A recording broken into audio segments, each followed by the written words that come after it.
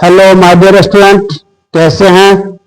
उम्मीद करते हैं कि आप लोग अच्छे होंगे और बोर्ड की तैयारी में लगे हुए होंगे। अब देखिए, आपको मैं 2020 का क्वेश्चन का आंसर बता रहा हूं जो पूछा जा चुका है। अब मैं आप लोगों को 2020 का बोर्ड एग्जामिनेशन में जो हो चुका है उसका हम क्वेश्चन का आंसर बता रहे हैं, और ये क्वेश्चन के आंसर से आपको तैयारी करने में मदद मिलेगी। ऑब्जेक्टिव भी आपको 2026 में बनेगा और शॉर्ट क्वेश्चन वगैरह भी इस पिछले से आ सकता है। इसलिए मैं पहला क्वेश्चन आपको बताने जा रहा हूं कि परजीवी जंतुओं के हानिकारक कुप्रभाव का वर्णन करें। ये जो ट्रांसजेनेसिक एनिमल है, उस ट्रांसजेनेसिक एनिमल का कुप्रभाव क्या होता है, इसका आंसर हम बताने जा रहे हैं। देखिए, इसका आंसर ये होगा कि हानिकारक जो इफेक्ट है ट्रांसजेनेसिक एनिमल का, एक वो है कि उसके अंदर जेनेटिक चेंजिंग के कारण कुछ नए गुण उत्पन्न हो जाते हैं जो मानव के स्वास्थ्य के लिए कभी कभी हानिकारक हो जाता है। नंबर दो कि उसमें जो उत्पादन की क्षमताएं होती है, उस उत्पादन की क्षमता में कुछ दिनों के बाद कमी आ जाती है। ये दो हानिकारक प्रभाव हैं उसके, ट्रांसजेनेसिक एनिमल्स के। अब तो दूसरा सवाल है बीओडी। इस पर शॉर्ट नोट लिखना है। बीओडी का होता है बायोकेमिकल ऑक्सीजन डिमांड। इसका आंसर हो जाएगा आपको, किसी भी प्रदूषित जलाशय में निवास करने वाले जीवों में ऑक्सीजन की जो डिमांड होती है, मांग होती है, उसे ही हम बीओडी कहते हैं। और जिस जलाशय का बीओडी जितना अधिक होगा, वह जलाशय उतना ही अधिक प्रदूषित होते हैं। दूसरा है फ्लूकेशन। ये फ्लूकेशन क्या होता है? फ्लॉक से बना है फ्लूकेशन। फ्लॉक होता है कि प्रदूषित जलाशय में जीवाणु और कवक की जो समूह होते हैं, जीवाणु और कवक का जो एक समूह बन जाता है, एक गोला बन जाता है, उसी को हम फ्लॉक कहते हैं। तो आइए, फ्लॉक बनने की क्रिया को, प्रदूषित जलाशय में फ्लॉक बनने की क्रिया को हम फ्लूकेशन कहते हैं। अब तीसरा सवाल है कि इनिशियल कोडॉन और टर्मिनेशन कोडॉन क्या है। तो इनिशियल कोडॉन कहते हैं कि ऐसे कोडॉन जो प्रोटीन निर्माण की क्रिया आरंभ करते हैं, हम उसे इनिशियल कोडॉन कहते हैं। इसको AUG के द्वारा सूचित करते हैं। AUG के द्वारा सूचित करते हैं। AUG इनिशियल कोडॉन होते हैं। अब टर्मिनेशन कोडॉन है, तो टर्मिनेशन कोडॉन ऐसे कोडॉन जो प्रोटीन के निर्माण के समापन में भाग लेते हैं, जिसमें प्रोटीन निर्माण की क्रिया समाप्त होती है, उसे हम टर्मिनेशन कोडॉन कहते हैं। Termination codon UAA, UAG, UGA 3 होते हैं। अगला सवाल, हाइड्रोकार्बन चौथा सवाल में है। हाइड्रोकार्बन है, स्मोक है और एसिड रेन है। तो हाइड्रोकार्बन एक प्रकार के रासायनिक यौगिक होते हैं, और ये हाइड्रोकार्बन जो होते हैं वो हानिकारक होते हैं। दूसरा होता है धुआं, स्मोक है। स्मोक भी एक प्रकार के रासायनिक पदार्थ है जिसमें गैसों का मिश्रण होता है, और इसमें कार्बन मोनोऑक्साइड, कार्बन डाइऑक्साइड और कई अन्य प्रकार के हानिकारक रसायन मिले होते हैं जो वायु को प्रदूषित करने में सहायक होते हैं। और तीसरा है सी में है अम्लीय वर्षा, एसिड रेन। एसिड रेन कहते हैं ऐसे वर्षा जल जिसमें हानिकारक रसायन मौजूद रहते हैं, हम उसे एसिड रेन कहते हैं। इसमें NO2 और N2S, ये दोनों जो हानिकारक रसायन होते हैं वो मिले होते हैं। इसी ऐसे रसायन जिसमें ये एसिड मिले रहते हैं, हम उसको एसिड रेन कहते हैं। या फिर ऐसे वर्षा जल जिसमें ये हानिकारक रसायन होते हैं, हम उसी को एसिड रेन कहते हैं। और एसिड रेन फसल पौधे के लिए और अन्य जंतुओं के लिए हानिकारक होते हैं। अब पांचवा क्वेश्चन में है आहार श्रृंखला और आहार जाल में भेद करें। मतलब है कि फूड चेन और फूड वेब में भेद करें, अंतर करें। तो देखिए, आहार जाल होता है कि किसी भी इकोसिस्टम में विभिन्न पोषी स्तरों के बीच भोजन प्राप्ति के लिए जो श्रृंखलाएं बनती है हम उसको बोलते हैं आहार श्रृंखला बोलते हैं, आहार श्रृंखला, फूड चेन बोलते हैं। और किसी एक ही उत्पादक पर जब अनेक प्रकार के पोषी स्तरों के बीच आहार श्रृंखलाएं बनती है तो हम उसे बोलते हैं आहार जाल। आहार जाल में एक उत्पादक पर अनेक पोषी स्तर निर्भर करते हैं, जबकि आहार श्रृंखला में एक उत्पादक पर एक ही तरह के पोषी स्तर जो है एक श्रृंखलाएं बनाते हैं, जबकि फूड चेन में अनेक श्रृंखलाएं बनती है। अब आपको छठा सवाल है कि निम्नलिखित को परिभाषित करें। इसमें है लिंकेज है, लिंकेज ग्रुप है, कंप्लीट लिंकेज है और इनकम्प्लीट लिंकेज है।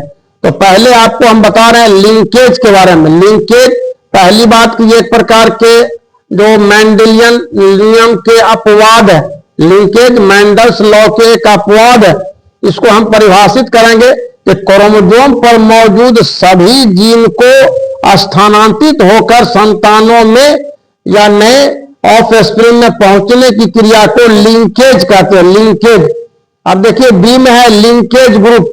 जब कई लिंकेज एक समूह बनाते हैं तो हम उसी को बोलते हैं लिंकेज ग्रुप या हम लोग सहलगन समूह बताते हैं। और देखिए उसमें है तीसरा सी में है कंप्लीट लिंकेज। जब पूरा का पूरा लिंकेज, जब पूरा का पूरा क्रोमोसोम एक साथ स्थानांतरित होकर के संतानों में जाते हैं तो हम इसे बोलते हैं कंप्लीट लिंकेज। और इसी का उल्टा हो जाएगा इनकम्प्लीट लिंकेज। इनकम्प्लीट लिंकेज में अगर लिंकेज जब पूर्ण रूप से स्थानांतरित नहीं हो पाते हैं तो हम उसे बोलते हैं इनकम्प्लीट लिंकेज। अब आइए सातवां क्वेश्चन। सातवां क्वेश्चन हमें टाइफाइड बीमारी का रोगजनक, लक्षण, संक्रमण की विधि और उपचार, चार बात बताना है टाइफाइड का। तो नंबर 1, टाइफाइड एक प्रकार के बैक्टीरियल डिजीज होते हैं। यह रोग साल्मोनेला टाइफी नामक जीवाणु के द्वारा उत्पन्न होते हैं। इसके लक्षण में है कि इस बीमारी में, टाइफाइड रोग में सिर में दर्द, शरीर में जोड़ों का दर्द, भूख में कमी, कमजोरी, ये सारे लक्षण होते हैं टाइफाइड के। संक्रमण, तो टाइफाइड रोग के जो जीवाणु है वह मुख्य रूप से दूषित जल के माध्यम से मनुष्य के शरीर में पहुंचते हैं और इसके अलावा दूषित भोजन के माध्यम से भी मनुष्य के शरीर में पहुंचते हैं। इसके उपचार के बारे में है कि जब टाइफाइड रोग हो जाए तो टाइफाइड रोग का उपचार हम लोग को पता चलता है टाइफाइड रोग विडाल टेस्ट से। विडाल एक टेस्ट है, परीक्षण है, उससे हमको इस बीमारी की जानकारी होती है और जानकारी होने के बाद टाइफाइड का हमको उपचार के लिए विभिन्न प्रकार की औषधि का उपयोग किया जाता है जो एंटीबैक्टीरियल होते हैं और इस दवा का उपयोग हम डॉक्टर की सलाह से कर सकते हैं। अगला क्वेश्चन। अब आठवां सवाल आपके सामने है, जलीय पौधा और मरुद्भिद पौधे को 100 उदाहरण परिभाषित करना। मतलब यह है कि एक्वाटिक प्लांट और जेरोफाइटिक प्लांट का हमको परिभाषा भी देना है और उदाहरण भी देना है। तो जलीय पौधा, ऐसे पौधा जो जलीय आवास में पाए जाते हैं और अपना जीवन निर्वाह करते हैं, हम उसको जलीय पौधा कहते हैं। जैसे हार्डिला हो गया, वेल्सनेरिया हो गया, ट्रापा हो गया, ये सब जलीय पौधा। मरुस्थलीय पौधा जेरोफाइटिक प्लांट जो है तो ऐसे पौधा जो मरुस्थलीय आवास में पाए जाते हैं या मरुस्थलीय आवास में अपना जीवन निर्वाह करते हैं, हम उसको मरुस्थलीय पौधा कहते हैं। जैसे नागफनी। अब आइए 8वां सवाल के बाद हम देखते हैं 9वां सवाल। तो अब देखिए 9वां क्वेश्चन है, जल परागन के बारे में 100 उदाहरण बताइए। जल परागन, हाइड्रोफिलिक। ये हाइड्रोफिलिक क्या होता है? ऐसे पौधा जिसमें परागन की क्रिया जल के माध्यम से होता है, हम उसे हाइड्रोफिलिक कहते हैं। इसके उदाहरण में हाइड्रिला, वेल्सनेरिया, ये 2 आते हैं। ये हाइड्रोफिलिक है, वेल्सनेरिया और जो है हाइड्रोफिला और वेल्सनेरिया, 2। चलिए अगला क्वेश्चन, देखिए 10वां क्वेश्चन है, धान तथा गेहूं की दो प्रजाति किस्म के नाम बताएं। तो धान का पहले वैज्ञानिक नाम होता है ओरिजा सतीवा, और धान में 2 होता है रत्ना और जया, ये दोनों धान की किस्में हैं।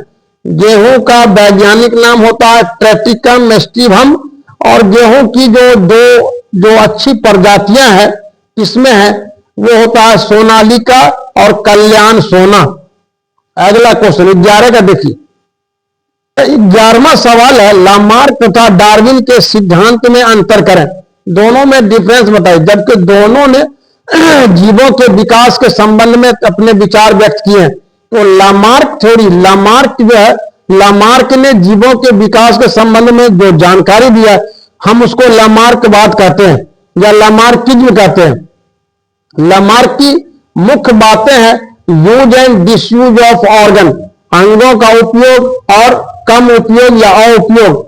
दूसरा है उपार्जित लक्षणों की वंशागति, एक्वायर्ड कैरेक्टर इनहेरिटेंस। ये जो सिद्धांत है ये लामार्क के। डार्विन्स का पूरा नाम चार्ल्स डार्विन है। डार्विन ने ओरिजिन ऑफ स्पीशीज नामक पुस्तक में जीवों के विकास के संबंध में अपने विचार व्यक्त किए, जिसे डार्विनवाद कहा जाता है। डार्विनवाद की जो 5 सिद्धांत है, पोस्टुलेट है, मुख्य जो सिद्धांत इसके है वो 5 है। एक है जीवों में भिन्नताओं की सर्वव्यापकता, दूसरा है जीवों में प्रजनन की तेज दर, तीसरा है जो अस्तित्व के लिए संघर्ष, और चौथा है योगतम की अतिजीवता और अयोग का विलोपन, और 5वां इसका सिद्धांत है उपयोगी भिन्नताओं की वंशागति। अब देखते अगला सवाल, प्रतिरोधी पौधा पर संक्षिप्त टिप्पणी लिखें। मतलब पेस्ट रेसिस्टेंट प्लांट पर। तो देखिए हम पेस्ट रेसिस्टेंट प्लांट उसे कहते हैं जो ऐसा पौधा जिस पर कीट का प्रभाव नहीं पड़ता, ऐसा पौधा जिस पर कीट का प्रभाव नहीं पड़ता है, अथवा जो कीट के प्रति प्रतिरोधी होते हैं, तो वैसे पौधा को हम कीट प्रतिरोधी पौधा कहते हैं, जैसे बीटी कॉटन। चलिए अगला सवाल,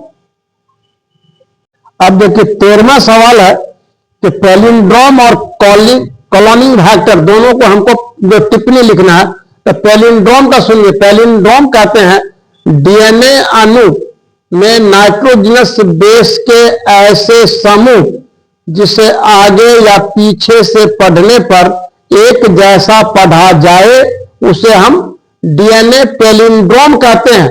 और सिर्फ पैलिंड्रोम की बात करेंगे तो शब्दों के ऐसे समूह जिसे आगे या पीछे से पढ़ने पर एक जैसा पढ़ा जाए हम उसको पैलिंड्रोम कहते हैं, जैसे जहाज, डालडा। अब आइए कॉलोनिंग वेक्टर, बी में है कॉलोनिंग वेक्टर।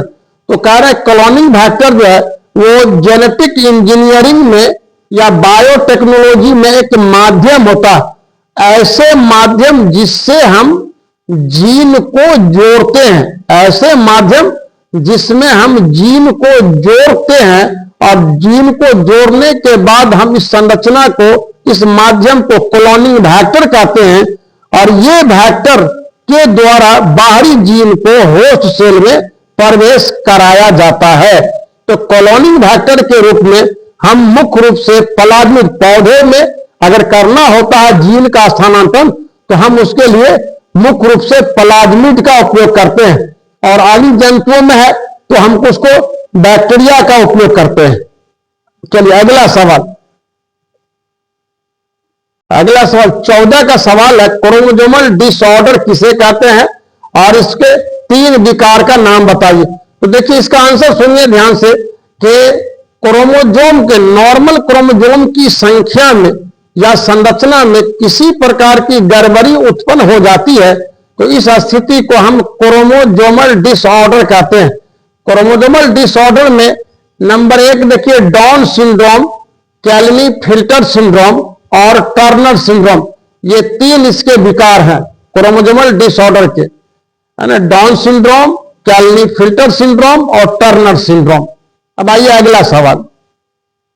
अगला क्वेश्चन है 15 का क्वेश्चन है, एंटीबॉडीज के कार्यों का वर्णन करें। तो एंटीबॉडीज एक प्रकार के केमिकल सब्सटेंस होते हैं। यह मुख्य रूप से ब्लड में बनते हैं, या फिर हम लोग ये जैसे बी सेल या बी सेल के द्वारा एंटीबॉडीज का निर्माण होता है। तो एंटीबॉडीज के काम क्या है? देखिए, एंटीबॉडीज के कई काम है।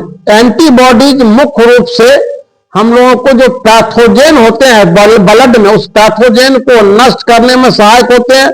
नंबर 2 है कि ये रोगों से सुरक्षा प्रदान करते हैं।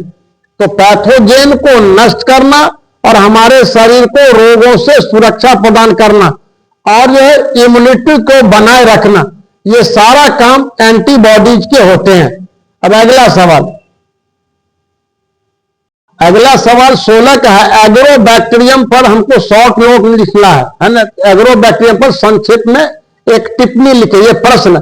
तो देखिए इसका आंसर होगा कि एग्रोबैक्टीरियम ट्यूमीफिशियंस एक प्रकार के बैक्टीरिया होते हैं, और ये बैक्टीरिया दलहन, ये बैक्टीरिया जो होता है डायकोट प्लांट के जड़ में पाए जाते हैं, और इस बैक्टीरिया से टीआई प्लाज्मिड की प्राप्ति होती है, और टीआई प्लाज्मिड का उपयोग प्लांट में बाहरी जीन को स्थानांतरित कराने में मदद मिलता है, या फिर हम टीआई प्लाज्मिड का उपयोग कॉलोनिंग फैक्टर के रूप में करते हैं। अब नेक्स्ट क्वेश्चन, अब देखिए अगला क्वेश्चन है 17वां क्वेश्चन है, अलैंगिक और लैंगिक जनन में अंतर करना है, उदाहरण भी देना है। तो इसका देखिए हम लोगों को डिफरेंस करना है, अलैंगिक जनन और लैंगिक जनन। अलैंगिक जनन में नंबर 1 में हम लिखते हैं कि यह जनन बिना मेल फीमेल के होते हैं। तो लैंगिक जनन क्या हो जाएगा? मेल फीमेल के होते हैं। दूसरा में हो जाएगा कि अलैंगिक जनन में क्या होगा? बिना गैमिट फ्यूजन के संतति बनते हैं, जबकि लैंगिक जनन में क्या होगा? गैमिट फ्यूजन के द्वारा बनते हैं। तीसरा के अलैंगिक में एकल पेरेंट भाग लेते हैं, सिंगल पेरेंट भाग लेते हैं, जबकि लैंगिक जनन में 2 पेरेंट, उसमें भी 2 अपोजिट, जनरली 2 अपोजिट पेरेंट भाग लेते हैं। अगला है चौथा पॉइंट में हम लोग देते हैं कि अलैंगिक जनन में कोलोन बनते हैं, जबकि लैंगिक जनन में कोलोन नहीं बनते हैं। और अलैंगिक जनन जो होता है वो जनरली निम्न स्तरीय जीवों में होते हैं, जबकि लैंगिक जनन उच्च स्तरीय जीवों में होते हैं। समझ में आया बात? अगला क्वेश्चन देखिए, अगला क्वेश्चन है 18वां क्वेश्चन है ये, जैव विविधता को परिभाषित करें तथा इसके प्रकार के नाम लिखें। तो देखिए जैव विविधता, किसी भी आवास में निवास करने वाले जीवों में पाई जाने वाली भिन्नताओं को जैव विविधता कहा जाता है। जैव विविधता के प्रकार 3 है, एक है जेनेटिक बायोडायवर्सिटी, एक है स्पेसीज बायोडायवर्सिटी, एक है इकोलॉजिकल बायोडायवर्सिटी। ये 3 इसके प्रकार हैं। 1 से 18 तक 2 मार्क्स का प्रश्न होता है, इसमें बच्चों को सिर्फ 10 का आंसर देना होता है। अब हम आपको बताने जा रहे हैं 19 से लेकर के 24, जिसमें 5 नंबर का प्रश्न होता है, बच्चों को सिर्फ 3 लिखना होता है। तो अब आइए हम 19वां प्रश्न देखते हैं। प्रश्न है कि लिंग निर्धारण से आप क्या समझते हैं, और लिंग लगन वंशागति को उदाहरण सहित समझाएं। तो देखिए पहले हम लोग लिंग निर्धारण, सेक्स डिटर्मिनेशन, हम लोग देखते हैं किसी भी जीव में लिंग निर्धारण के लिए स्पर्म उत्तरदायी होते हैं, यानी जो सेक्स क्रोमोसोम होते हैं वो सेक्स क्रोमोसोम उत्तरदायी होते हैं। इसलिए कि शुक्राणु, मेल के शुक्राणु और फीमेल के अंडाणु होते हैं। जब शुक्राणु, मेल में शुक्राणु 2 प्रकार के होते हैं, एक्स क्रोमोसोम वाले और वाई क्रोमोसोम वाले, जबकि फीमेल में अंडाणु सिर्फ एक्स क्रोमोसोम वाले होते हैं। इस परिस्थिति में यदि मेल के एक्स क्रोमोसोम वाले स्पर्म ओवम के साथ संयोग करते हैं तो फीमेल जायगोट बनते हैं, और फीमेल जायगोट से फीमेल संतान की उत्पत्ति होती है। यदि वाई क्रोमोसोम वाले स्पर्म ओवम के साथ संयोग करते हैं तो एक्स वाई जायगोट बनते हैं, और इस जायगोट से मेल संतान की उत्पत्ति होती है। अब कह रहा है कि सेक्स लिंकेज की जो इनहेरिटेंस है, वंशागति है, इसके बारे में तो देखिए, जो क्रोमोसोम पर जीन होते हैं, उस क्रोमोसोम पर मौजूद जीन को स्थानांतरित होकर के पेरेंट से चाइल्ड में पहुंचने की क्रिया लिंकेज कहलाती है या सेक्स लिंकेज कहलाती है। तो ये वंशागत होते हैं, क्योंकि ये पीढ़ी दर पीढ़ी तक जाते रहते हैं, तो इसलिए हम कह सकते हैं कि जो लिंकेज होता है वो लिंकेज वंशागत होते हैं, अर्थात यह लिंकेज पीढ़ी दर पीढ़ी तक जाते रहते हैं या पहुंचते रहते हैं। चलिए अगला सवाल। अब 20वां प्रश्न है कि निम्नलिखित प्रश्नों के उत्तर दें। नाइट्रोजन स्थिरीकरण में सूक्ष्मजीव की भूमिका बताएं। और दूसरा है आनुवंशिक कोट की विशेषताएं बताएं। तो देखिए 20 में एक में जो है नाइट्रोजन स्थिरीकरण में सूक्ष्मजीवों की भूमिका। तो देखिए नाइट्रोजन फिक्सेशन में मुख्य रूप से जीवाणु भाग लेते हैं, और जीवाणु जो होता है वो वायुमंडलीय नाइट्रोजन को नाइट्रेट में परिणत कर देते हैं। तो वायुमंडलीय नाइट्रोजन को नाइट्रेट में परिणत होने की क्रिया ही नाइट्रोजन फिक्सेशन कहलाता है, और नाइट्रोजन फिक्सेशन की क्रिया में जीवाणुओं की भूमिका महत्वपूर्ण होती है।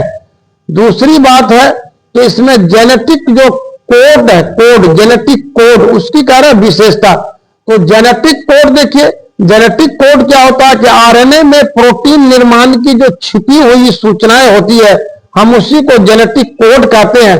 और जेनेटिक कोड में जो कोडोन की संख्या होती है वो 64 होते हैं, जिसमें जो 61 जो होता है वो उपयोगी होते हैं और 3 नॉनसेंस कोडोन होते हैं। तो इनकी विशेषताएं जान लीजिए कि ये तो ट्रिपलेट कोडोन होते हैं, और नंबर 2 इसमें कॉमा लेस, इसमें कोई जो है त्रुटि नहीं होती है, और तीसरी बात ये सर्वमान्य है। ये इनकी विशेषताएं हैं। अगला क्वेश्चन देखिए।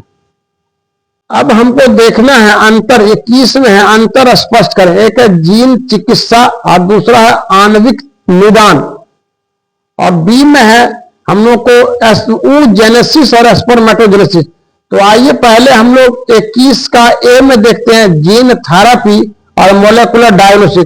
तो जीन थेरेपी होता है जीन के द्वारा जो असाध्य रोगों का उपचार किया जाता है, तो हम उसे बोलते हैं जीन थेरेपी। जीन थेरेपी क्योंकि जीन के द्वारा रोगों का उपचार। और दूसरा देखिए मोलेकुलर डायग्नोसिस, इसमें जांच के आधार पर रोगों का उपचार। तो जीन थेरेपी में हम जीन का उपयोग करते हैं, जबकि मोलेकुलर डायग्नोसिस में हम लोग केमिकल मेडिसिन का उपयोग करते हैं। बी में है oogenesis और स्पर्मेटोजेनेसिस।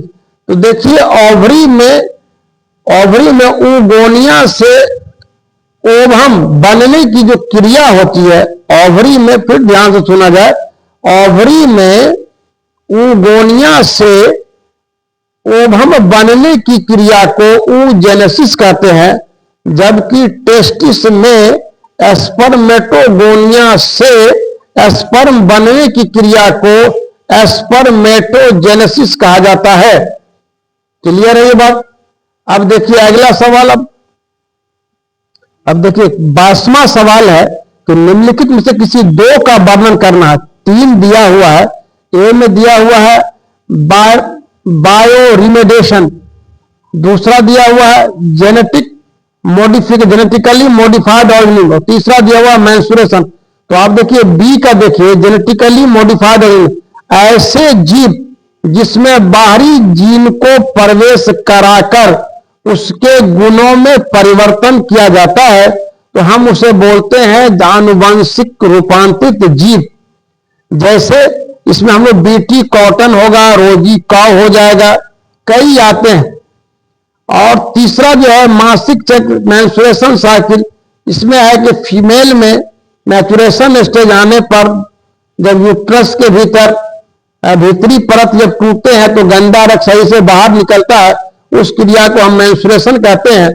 और ये मेंस्ट्रुएशन की क्रिया जब लगातार प्रति माह एक निश्चित तिथि को निश्चित अवधि के लिए दोहराते रहते हैं, तो हम इसी को बोलते हैं मासिक चक्र बोलते हैं। अब अगला सवाल देखिए।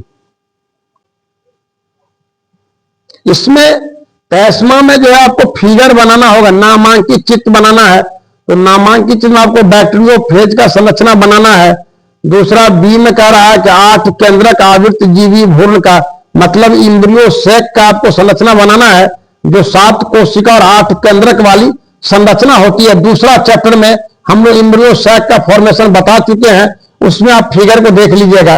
और तीसरा है सी में है फॉर्मेशन ऑफ जो ब्लास्टोसिस्ट, ये हम लोग तीसरा चैप्टर में जो हम लोग जायगोट का डेवलपमेंट पढ़ते हैं, तो जायगोट के डेवलपमेंट में ब्लास्टुला या ब्लास्टोसिस्ट का जो चित्र बनाया गया है, आपको इस तीनों चित्र को बनाना है। इसमें से बैक्टीरियोफेज को बनाना है, इम्ब्रियो सैक को बनाना है, और जो ब्लास्टोसिस्ट है उसको बनाना है। अब देखिए ये लास्ट क्वेश्चन है, जो 5 नंबर का क्वेश्चन है, वो लास्ट क्वेश्चन इसका है। इसमें ग्रेजुअल इवोल्यूशन है, रिकैपिचुलेशन थ्योरी है, जेनेटिक ड्रिफ्ट है, क्रॉसिंग ओवर है, और एग्रोबैक्टीरियम है। तो देखिए इसमें एग्रोबैक्टीरियम का तो हम लोग आगे भी चर्चा कर चुके हैं।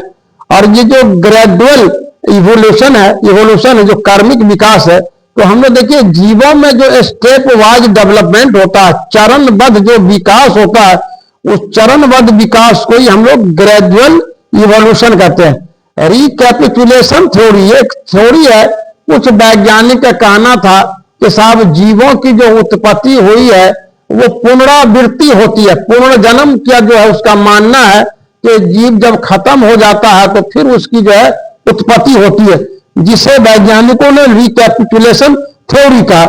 जेनेटिक ड्रिफ्ट का मतलब होता है, जेनेटिक ड्रिफ्ट जो है हम लोग ये देखते हैं कि जब फाउंडर इफेक्ट, जब जो फाउंडर जो है जेनेटिक ड्रिफ्ट में होता है, जब आनुवंशिक स्तर पर जो कोई बड़े स्तर अचानक किसी आवास में, किसी पॉपुलेशन में जो अचानक कोई परिवर्तन हो जाता है आनुवंशिक लेवल पर, तो हम उसी को जेनेटिक ड्रिफ्ट कहते हैं।